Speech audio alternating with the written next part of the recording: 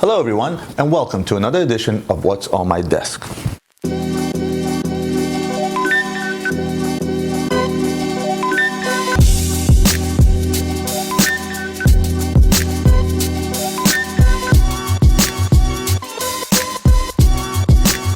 Today we're going to talk about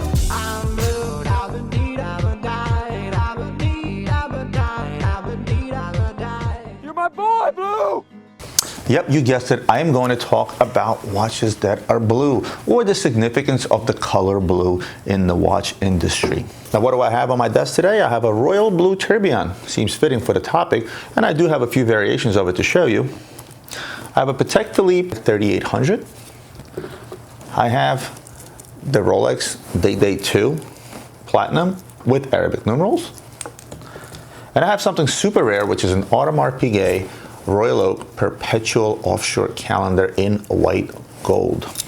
Before showing you any watches, I actually want to talk about the significance of the color blue in the watch industry. A lot of you guys that know watches, that are into watches, the very first thing that's going to pop into your mind when I say blue watch or blue strap watch or blue dial watch, you're going to say either a special edition or you're going to say the word platinum. Now let's talk about platinum first. When I first started in this business roughly 15 years ago, pretty much any platinum watch out there that you saw either had a blue dial or most of them had a blue strap. It was sort of an industry standard that pretty much everyone followed. If you saw a blue strap, a white color metal, most likely this was a platinum watch. Fast forward to maybe starting 5 years ago or so, a lot of special editions came out that were a blue color dial, quote unquote, these boutique editions. AP is pretty famous for doing that right now. You have the Royal Oak Yellow Gold with the blue dial. Now you have the offshore with the blue dial. So these blue dials started signifying special editions, boutique editions, and some of the companies follow suit like IWC and so on and so forth. But historically, a blue color for the watch usually meant it was a platinum piece. Patek Philippe showcased it really well. A Lang & Son showcase it really well. If you go back and you think about the Patek 5070s and the 5970s, guess what? They all had a blue dial and a blue strap. Of course, there were some exceptions to the rules, and I'll show you one of these exceptions. For example, Patek Philippe Nautiluses, the 5711, the 3800, the 3700s, and so on and so forth. They all had blue dials, but they were stainless steel. And this was just sort of Patek's way of saying, you know what, I'm going to make all my steel Nautiluses a blue dial. The 5712, the 5711, the 5980, the 3800, and let me show you this 3800 real quick. So the Patek Philippe 3800, really not a big deal. A watch that originally retailed for about, under 10,000. I don't remember what the original retail price on this sucker was. But today it trades at around $30,000 because of the craze. But note the blue dial. Let's look at the Rolex Day 2.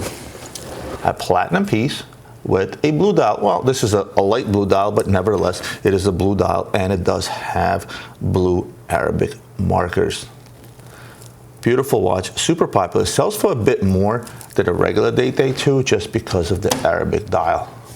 Now the next watch really fits the theme because of its name. It's called the Royal Blue Tourbillon from Ulysse Nardin. Let me show you this guy. Ulysse Nardin does a beautiful job with the Royal Blue Tourbillon. I mean, this thing is skeleton see-through from the back, from the front, and I really have to pick up this camera to show you just how see-through this guy is. Look at that. That is absolutely gorgeous. In terms of complication, I hate to say this is just a tourbillon because the tourbillon is enough of a complication in its own, and it shows the hours and the minutes. Now, notice blue strap, platinum material, and even the dial is blue, and so are some of the markers inside. This is a true definition of what a blue watch should be like.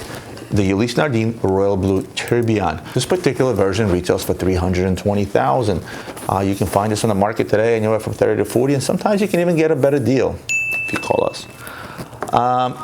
Here's another version of it. I'm going to put them side by side. You can see the difference. The only difference between these two is that the inner bezel on this guy is all diamonds and little sapphires, and this is vice versa. $25,000 difference in retail price just because of that. The next two variations of this watch are a pretty sick combination. One, this guy's the full diamond version. See the lugs and the bezel with the diamonds. I'm not a big fan of this particular version. I think it's a little too much. This next guy, however, is probably my favorite because it has a sapphire baguette bezel, and it just looks outstanding. Look at this watch. It is absolutely stunning, drop dead gorgeous. Wow.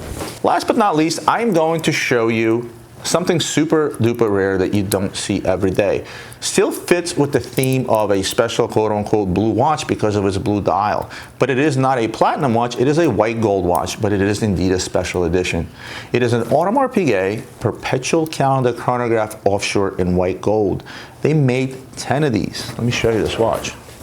And at a first glance, it looks like an old school offshore. If I sort of put it out here, as I get closer, you see that this is indeed a perpetual calendar. It also differs in terms of thickness when it comes to this particular watch. It's probably about 2 millimeters thicker than a regular offshore because they had to fit that perpetual movement in it. Again, full perpetual calendar, chronograph, white gold bracelet. This thing is heavy. You put this on the wrist, it takes you a little while to get used to it. I was actually wearing this watch for a little bit. It took me a minute to get used to it.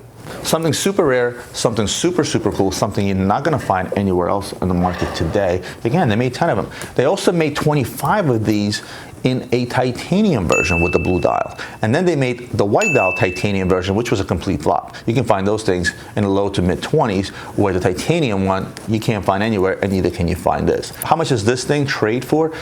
Don't ask me what the original retail was. This watch came out before I was even in the business.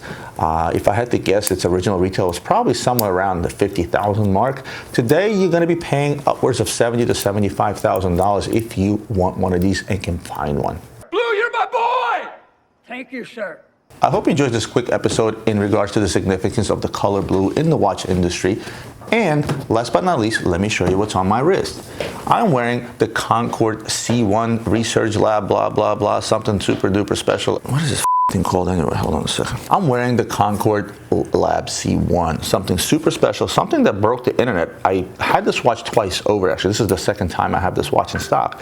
And the first time I put it on Instagram, I think it had like 40,000 views or something like that. I did a video of it, and I just recently put it up, and it had, again, close to 15 or 20,000 views on my Instagram account.